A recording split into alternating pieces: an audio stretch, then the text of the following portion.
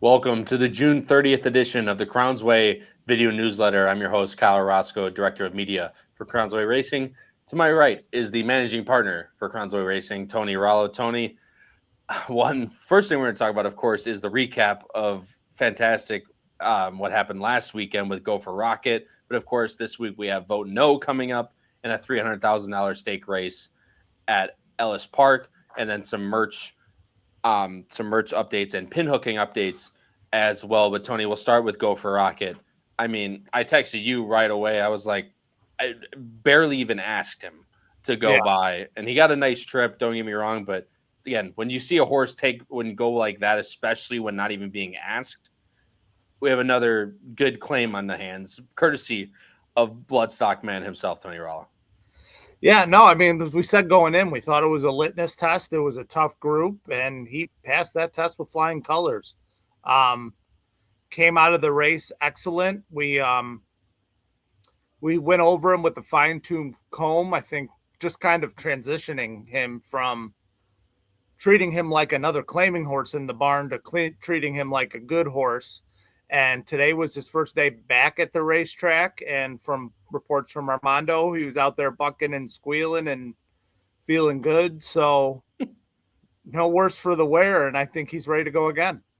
And we're talking about, you messaged me with a bunch of spots coming up. Just enlighten the partners on what you think's coming up next for Rocket. I have no idea. Okay.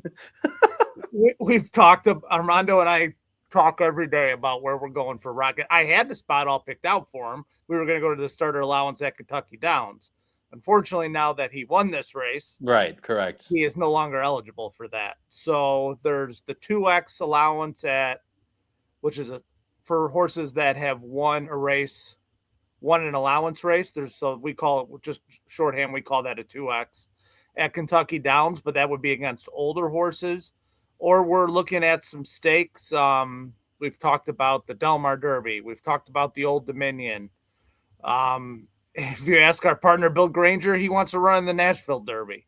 So you're going to have to bear with us here as we try to go through all of our options and figure out what the next spot is for him. Again, for those that are new into this claiming group, I mean, this is what you want. This is what it's all about here with Rocket is when you have these nice horses, there's a lot of spots they can go in. You try to find the right one. And that's the beauty of it when you have these stakes horses, especially ones that might be on the cusp of it, trying to put in the best spot to run their best race. Of course, Kentucky Downs with all the ludicrous money will always be on the table, I feel like, Tony. There's 2 3-year-old stakes, like you said, the Nashville Derby, which is the big one. I think it's $3.5 million, something like that. And the Gun Runner, which is also on that race, that's a $2 million race, but that always draws 15 horses, something like that. So that's always something to keep in mind. Tony mentioned the Del Mar Derby. There's the Old Dominion Derby at Colonial. There's all these 3-year-old stakes races that are also possible. So again, keep an eye out for these video newsletters. Subscribe to Tony Rollo's YouTube page, which all of these get posted to, but also keep an eye out on your T-Lore. Again, another T-Lore plug for when he ends up getting posted. He also has a bunch, when workouts post for Rocket, photos, notes, everything about not only Rocket, but all the horses that you have with Crowns Way. It's all done through T-Lore again. First name, last name, all caps. Go log into your T-Lore. It's perfectly easy to do on your phone. It's an app on the App Store. Tony, we'll transition now, of course, from one exciting prospect to a horse that's not necessarily a prospect, but another exciting race coming up this weekend. Votes entered in the Green River Island Stakes. 300,000, mile and 16th on the turf. Draws, again, Tony said it before we started. He goes, well, they don't just give out $300,000. So will always come with a full field of 12. We are 10-1 on the morning line. I wouldn't be surprised if we're somewhere like Flying Mohawk, somewhere in that 8-1 range, because he has numbers that fit, especially in the past. Tony, we've harped about it how many times in this race that he just can never seem to find a clean trip. If he gets that clean trip, I think he has more than enough ability to pop another big number like he has in the past. There's plenty of good horses in here, though, that will also vie for that top spot. Yeah, I'm kind of looking at this race pretty much the same way I was looking at Rocket's race going into last week. It's a litmus test really for Vogt to see where he belongs, and to figure out which kind of race we want to run in at Kentucky Downs. It's just been disaster trip after disaster trip for Vogt pretty much all summer, other than the Louisville where he got caught chasing a slow pace and trying to run down the best turf horse in America in Burnham Square. So I'm not sure we've gotten to see the best Vogt this year. So he's doing excellent, and there's no point in leaving a horse that wants to run sitting in the barn. So we're gonna try this spot. We're trying another new rider, see if he meshes better with Axel. Axel is, I always say to you, Axel has it in him to give one of the best rides you'll ever see when it clicks. I know I've said other things where when it doesn't click, but in this kind of position where we're up against a pretty tough group, I think Axel fits this race well. It'd be nice to cut a corner here or there or save ground. So I think Axel's going to fit him perfect. But yeah, I mean, it's a salty group. I know your horse Crush is in here. I don't know where your allegiance lies in this race, Kyle, if I'm being honest. No, come on. My Legion, of course, relies. He's talking about Brilliant Birdie. Anyone that follows the Twitter or the podcast that I do knows that I absolutely adore this horse. This is one of my biggest scores that I've ever had. But my allegiance, of course, lies with the number 8. But if Brilliant Birdie can take to it, he absolutely fits in here. Quattro Cento is another really nice horse that kind of hasn't been his best as of late. They even gave him some time off, and now you get Mario Gutierrez aboard instead of Julian Leparoux. Yeah, it's a pretty similar group of a lot of similar older, tougher warhorse types. Mm-hmm. I mean, Lambeth is probably that one horse that kind of is new to the ground, kind of like us in this race, where the last couple have been against Allowance Company, and he's run really well. A lot of other horses we've actually run against, Tappet Shoes has been one. Native Runner for Rusty Arnold's been like the American Derby last year. It was actually in that Gun Runner Stakes that I mentioned as a possibility at Kentucky Downs. Flying Mohawk, that was on the Derby Trail, that whole nonsense. Finally back on the turf, gets Francisco Arrieta aboard, so that might be the money supply. I didn't even notice he was in this race. So there's lots of, like you mentioned, older war horses, and of course Mercante, who we've also run against a couple other times. So it's a nice group of 12, Tony, but again, it's not like we don't fit. And especially if he can vote and can run a race we know he's capable of. I mean, you could see back, in the Cape and Lopin last year, the United Nations, a little more ground than this, of course, but 96, 98 probably wins this race. And we know Vogt's capable of that. Yeah. And I feel like we've been saying all year, he has one of these with his name on it, and just been very trip compromised. And hopefully it's a good time right now for our luck to turn with the $300,000 race on Sunday, followed up by whatever we're going to run in at Kentucky Downs. Now would be the time to start getting some luck if it's coming. Well, if there's any type of karma in the world, I think that the luck will come at some point, and Vogt's definitely earned that. So everyone cross your lucky stars out there that we can hopefully get some clean running for Vogt come Sunday, which it's Sunday. It's race number 10. It is the last race of the day. It's a hell of a card. Yeah, it is. It's got it's the Pucker Up card. So because they kept the Pucker Up away from the fake, I can say it here. I can't say it on my own podcast. I can say it here. Fake Million Day at Colonial. They took it away from there. Now have it at Ellis, but you guys can see 1, 2, 3, 4. It's an all stakes late pick 5. So it's a stakes. Yeah. Let's hope for no rain. Yeah, right. And everyone knows that if people know me, that's right up my alley. And there's only one turf sprint. All the rest are routes. So that's music to my ears when I see stuff like this. So pray for no rain. Saratoga's got hit with about 8 inches. So hopefully Virginia at Colonial, like I just did the show on that. It looks clear out there. So I can't imagine it'd be too much different out at the Pea Patch at Ellis Park. Tony, lots of other stuff that we have going on. Of course, pin hooking is, of course, still a thing that we're going to start fielding money here for now and in the near future. And of course, merch that I've gotten a couple emails. So thanks to everyone out there. But Tony, there's a new way, of course, to grab the merch. And then, of course, talk about the Pinhooking Group. Yeah, as usual, I was very ill prepared going into last week's. So Courtney is now, I got my scolding. She has made a Google Drive for us and our Google Sheet. So it will go out. The link will go out with this video newsletter, and you can go on there, click on what you want, order it, and it'll go straight to Courtney. Just kind of streamlining the process, getting it out of our hands. Probably always better that way. I am actually, the new hats are in. I am sporting the new hat. We got the new era, which is the Cadillac of hats. It is. And yeah, very similar to the old Nike hat that you're wearing, but we thought it was a really good design, so we went back with it. And I am wearing the new gray polo, which I think pops off of this. So everything is in, everything's ready to be shipped out. So let me know, so put in your orders. If you live close to the Chicagoland area, I'll drop it off. I know we have a lot of partners at the Ridgemore Country Club, so I'll probably just be making one trip going over there like Santa to deliver all in the sack and everything. I hope so. Yep. So yeah, put those in. If you happen to be going to Ellis this week and want to represent the new Crownsway merch at Votes Race, let me know. I'll be making the drive down. I'd be happy to bring anything with me, but we also can do shipping. Yeah, and the shipping will be needed for down here, unfortunately. So yeah, I'll take one of the biggest hats that you have, and of course but yeah, I'm very excited. These hats are fantastic, but they ride like really close to my fat ass head. So when these ones are a little bit better for that. I got the big dome problem as well.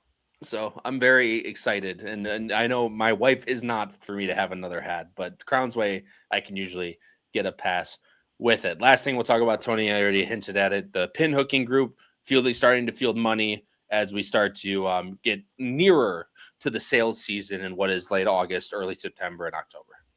Yeah. So we want to do some shopping at Saratoga this fall. Tom is very high on the idea of shopping at Saratoga. And when you return 118%, like Tom did last year, I tend to listen to him. So we wanted to be doing some shopping at Saratoga, but to make that a reality, we need to raise some money before Saratoga, because I can't right now. I have about the same money that we had committed last year. I'm hoping to double or triple that. So yeah, we're looking for, if you have interest in getting in the Pinhooking Group, please reach out to me. I'm happy to go through any of the questions we had or you have, and just kind of talk about how the group went last year. And yeah, we can have some fun, and hopefully, the whole purpose of the Pinhooking Group was to put money in the partners' pockets, get them up, and then we're able to step up our game on the 2-year-old side so we can better compete in Kentucky. And yeah, I think if anything, the first year has proved that this is going to be a solid business model, whether we turn 100% profit year after year, or whether it becomes more of a 40 to 50% return. That's still much better than you're doing on Churchill Downs stock or. Oh yeah, there you go. Or we get the emails coming for that one. Yeah. So yeah, with them selling Presque Isle, I'm looking to take shots tonight. I mean, I'm with you. And I bought some stock, so this is a family friendly show, so I get paid when they screw me. But now their stock is going down and they're selling another racetrack. So I'm venting on Bill Karstanjian and the crew tonight. And then they said, this is a safe space. The video newsletter is a safe space. So again, you can see all the contact information on the bottom of the screen. Email Tony if you want to get or the Pinhooking Group. You can follow us on X at Crownsway Racing, where we post, again, all the things that enter when horses get entered, horses get, race days, everything like that gets posted to our Twitter or X. I guess I should continue to say, I would still call it Twitter, and then email Tony, Anthony Rollo at crownswayracing.com. You see it right there at the bottom of the screen for any interest in the Pinhooking Group. I got one more thing. I think we need to show our partners the Rocket Win. Is there any way you're able to pull that up on Twinspired? Yep, I can do that. I saw you flirt with it on Daily Racing Forum, but of course, Karstanjian's crew and Churchill don't let their replays be on Daily Racing Forum. But just for the partners that didn't see Rocket's race, it's too good not to see that stretch run. then this will be the last thing, of course, guys. Then I will wrap it up. Yeah, I could absolutely pull it. Yeah. God, I have to watch I this should have again. made God, you it's so aware of terrible. that before the podcast. Kind of instead of doing this on the fly, but it's just too pretty of a run there late to not show again. And Tony Callow, who's the race caller, Oh, fantastic. does a phenomenal job with the call and talking about it after the race. So, yeah, I think we need to see that. Coming up. Let me make sure that you can hear this audio. One sec. And then I can, see, because I turn it off for the podcast I do before this. So let's turn it on and let's go to Tony Callow for the call. And there they go. Hopefully the quality gets a little bit better. For Which it Rocket, will. part of the pace, but what you doing looks like he's. Of course, we have the 3 in here. I feel like that should be mentioned. Forwardly positioned along. I mean, just a great break from tight and from Arietta and just sits us down pretty much right where we had planned to be. Sharon Sparrow is up close And to the action, so it's White Tiger. The thing, I don't know if you feel the same way, Tony. I always get a little weary with these like weird inside trips. Once I saw the 5 go here, I was like, okay, so we're just gonna sit right outside. And then he chokes the 5 and sits right next to us. I'm like, in between's always a little scary because I guess Vogt knows a little bit running off on me there. But I'd absolutely prefer to be on the rail there, but the 2 was not giving up rail position. So you like to be clear at that point. Was outside. But no, I mean he's dealing with being in between horses like a champ. That's exactly what I was going to say. The professionalism that he's shown. Again, he's only a 3. He's only 3, and for him to show the type of poise that he's had. Yeah, I mean, he's really just pulling Arietta here. Arietta's not asked him for anything. He's sitting in the pocket. Right here, you're thinking, well, it looks like it's gonna be Kelsey and us again. Kelsey's horse, the 8, and she looked like she had some horse. What you doing? And by the way, sorry to cut you off. Masterful by Arietta here, running behind the 8 who has horse.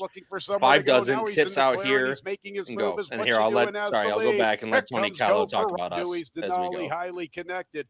And Patrol Squad 6, what you doing? And Sharon Sparrow tackling White Tiger. Swift Blade has to bide his time from the rail. Go for Rockets, looking for somewhere to go. Now he's in the clear and he's making his move as what you doing as the lead. Here comes Go for Rocket to the outside with a nice stride. Go for Rockets up to the front. Highly connected, trying to quicken in. So too is Patrol Squad 6, but it's all about Go for Rocket. Oh, for Rocket has responded with those blinkers. Give them back-to-back scores. In second, highly connected, then Patrol Squad 6. Further back was White Tiger and what you doing? Doesn't he talk about the race afterwards, right? Yeah, I like how he gives you a little description of 140 and 88 100s. Go for Rocket. He looked good in his recent race when he had the blinkers on. He looked really good today. What a nice stride from the 7-1 upsetter. Go for Rocket. He'll spring the upset. 140 and 88 100s. 6 highly connected's up for second. Then the 1 Patrol Squad 6. It's the 8. What you doing in fourth? And the 7 White Tiger fifth. But yeah, he's Tony Callow's fantastic. He does Turfway and Ellis, I believe, is all that he does. I would love to see him doing more, obviously, but yeah, I love the little blurb that he gives afterwards. But he's right. I mean, Rocket is just our shout out, and this is full, of course, shout out to Armando for getting the putting the blinkers on Rocket. Blinkers were on at Churchill when he lost that dirt race, which a lot of the time that might dissuade trainers, but left him on. Armando left him on, and he's obviously flourished. Yeah, and I think the weight thing has really been what's really moved him forward. I mean, from the day we claimed him to the race at Churchill, it was a night and day difference looking at the horse. And then again, from Churchill to him running this week at Ellis, again, looks like a brand new horse, gained weight again. I mean, he's had to have gained 70, 80 pounds since we claimed him and just has really filled into himself. And he's clearly feeling good. So and if he can right now, just keep him feeling good and get us into another spot. I mean, Tony, this is what it's all about, man. Like I said before, you claim these horses. Of course, we started this to try and get a little more action. But when Mhm. you claim horses that end up winning handwritten in an allowance spot where you're like, all right, let's see where he is, wins handwritten, it's a good feeling. Like then again, all credit goes to you and Armando, Tony, for picking this one out. But go for, I mean, Rocket's he's a $250,000 purchase as a yearling from Keeneland September. I mean, this was Frank Fletcher and Riley Mott. Like these were high profile connections. Yeah, he's That out of, I think, a grade 1 winning mother. I mean, he's got a right to be a nice horse. I mean, he probably, I don't know what happened in the previous barn, if he had some sickness or what was going on, but he has a right to be a nice horse. And it's not like he's a 10 out of a cheap stallion out of a no-name mare. I mean, Nope. he when you look at the pedigree, you can see that there is some ability in there. Yeah, and here's the mother of Rocket. She won $607,000 for the Catman, Tony, and that's always a fun thing. You can see So right, right she was there, grade 1 placed at the Coaching Club of America Oaks at Saratoga. and grade 3 placed at Belmont, and she was 4th in the Comley, 4th in the Better Roses. So she was absolutely a very nice horse. Again, $607,000 there for the Catman. The Chicago connections just follow us everywhere, Tony. It's Yeah. not can't help it for what it is. And by Donald Disney, who actually is also he's a Kentucky guy, but he's also raced a lot in Chicago. So again, log into your T-Lore. I'm gonna keep hitting on it, guys. You need to log into your T-Lore because it's that good of a communication device between us and you guys. But also, not only that, you can get pictures and notes of your own horses. Again, for the Google sheet that's going to be attached to this email that you guys will get from the video newsletter, go get the merch that you want. Email Tony, Anthony Rallo at Crownsway Racing if you want to get involved in the pin hooking.